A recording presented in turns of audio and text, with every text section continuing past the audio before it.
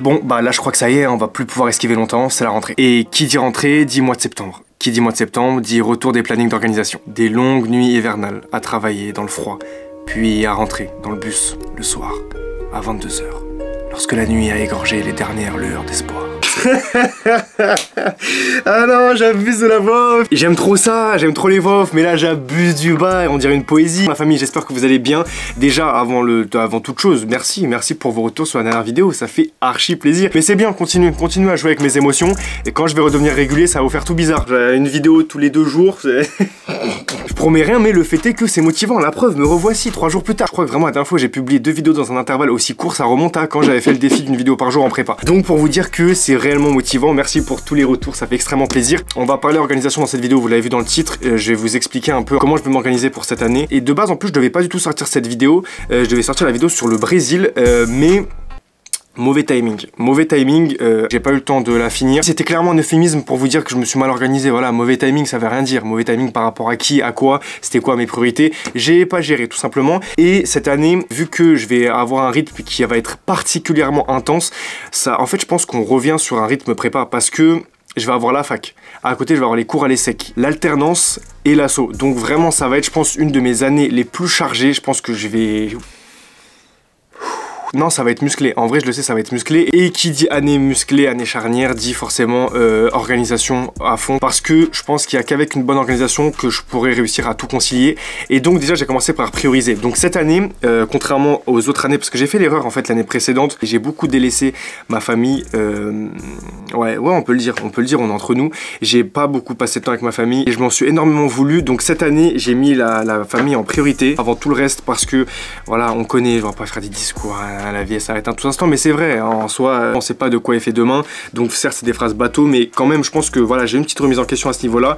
Et donc clairement voilà, famille numéro 1, donc passer du temps avec ma mif, pas toujours, mais dans la mesure du possible vraiment je vais prioriser à fond famille. Dès que j'ai un doute, famille en priorité.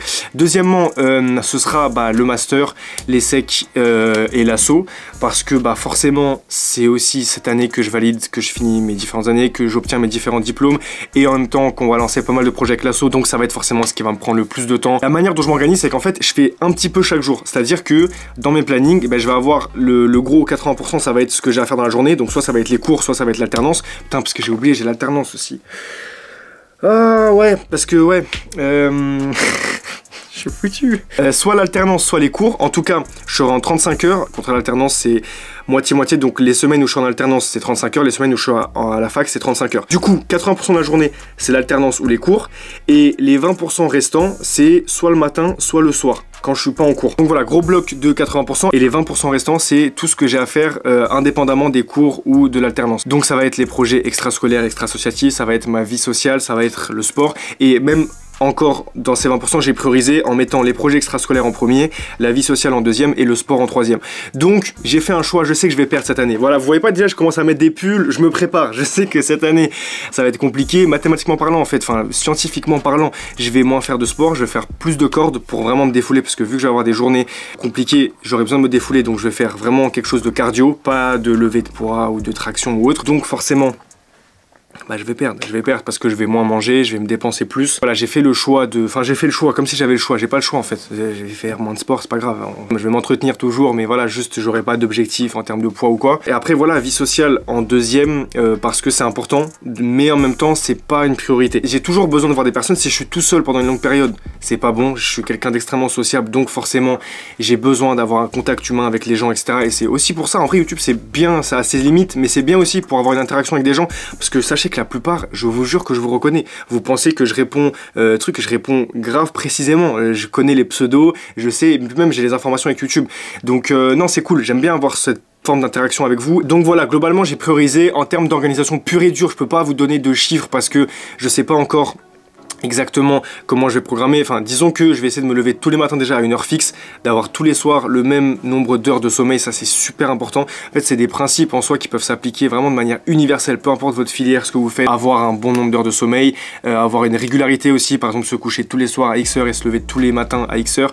Ça, c'est des principes que j'applique déjà, enfin que j'appliquais les années précédentes et que je vais continuer à appliquer. La constance aussi, forcément, comme je vous ai dit, essayer de faire tous les soirs un petit peu. Donc je vais pas attendre d'avoir une grosse échéance dans un l'un des domaines de ma vie pour m'y mettre à fond. Donc je vais travailler les cours régulièrement tous les soirs. Je vais travailler, enfin être présent sur l'asso tous les jours un petit peu. Je vais travailler sur mes projets aussi en dehors. Bon, ça peut-être du coup vu que c'est en troisième un peu moins, mais je vais essayer de travailler sur mon projet de société tous les jours aussi pareil un petit peu. Et tout ça mis bout à bout, si on regarde 30-40 minutes dans la journée, 1 heure, à la fin du mois ça fait quasiment 25 à 30 heures consacrées à une tâche précise. Alors qu'on dirait même pas, parce que finalement on n'a pas tant travaillé que ça. On a travaillé 1 heure ou 40 minutes par jour. Ça passe extrêmement vite. Mais si on le met encore une fois dans la durée, bah sur l'année ça fait pas mal de temps consacré à un projet. Pas de réseaux sociaux, pas de réflexion futile, pas de prise de tête. Bon, ça c'est pareil pour gagner du temps, parce que les réseaux sociaux, on le sait. À part le seul réseau social que j'utilise, c'est YouTube et LinkedIn. Et après Instagram, je l'utilise pour mettre les stories et pour parler avec vous, mais tout le reste, j'utilise absolument pas. Je sais pas s'il en reste tant que ça, mais par exemple, j'ai pas Snap, j'ai TikTok, je mets du contenu, mais j'y vais absolument pas. Globalement, j'essaie de passer le moins de temps possible sur les réseaux sociaux. Se contenter aussi de ce que j'ai, être heureux avec des choses simples. Encore une fois, pareil, c'est bateau, mais si vous pensez sans arrêt que votre bonheur il est ailleurs, vous serez jamais heureux. Parce qu'à chaque fois que vous arriverez ailleurs, là où est censé être votre bonheur, vous vous rendrez compte que vous allez encore décaler, trouver autre chose.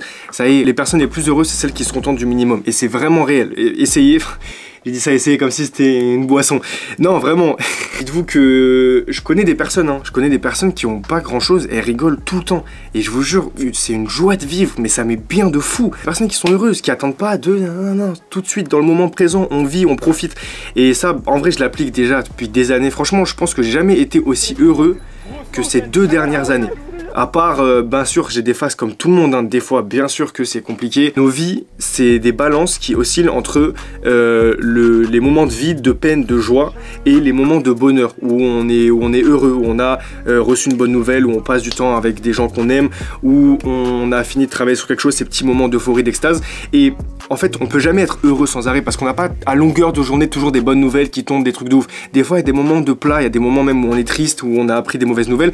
Mais être heureux, c'est quand tu as plus de moments de joie que de moments de peine ou de plat. Et je considère que ces 2 dernières années, j'ai eu beaucoup plus de moments de joie, de bonnes nouvelles, de moments, voilà, comme je vous ai dit, où je passais du temps, etc. avec des gens que j'aime, que des moments de peine. Et c'est ce que je disais dans la vidéo, comment ça s'appelle ? J'avais fait un petit short sur le Brésil et c'est la phrase que j'ai donnée parce que j'en parlais avec Amidou et vraiment, bah c'est à ce moment-là que je lui ai dit exactement la même métaphore. Et je me suis dit, elle pète de ouf. Donc voilà, je vous la redis ici pour ceux qui n'ont pas vu le short. Et ça vient pas des comptes motivation bizarres sur Instagram, je suis pas des trucs comme ça, c'est juste vraiment un constat simple de la vie.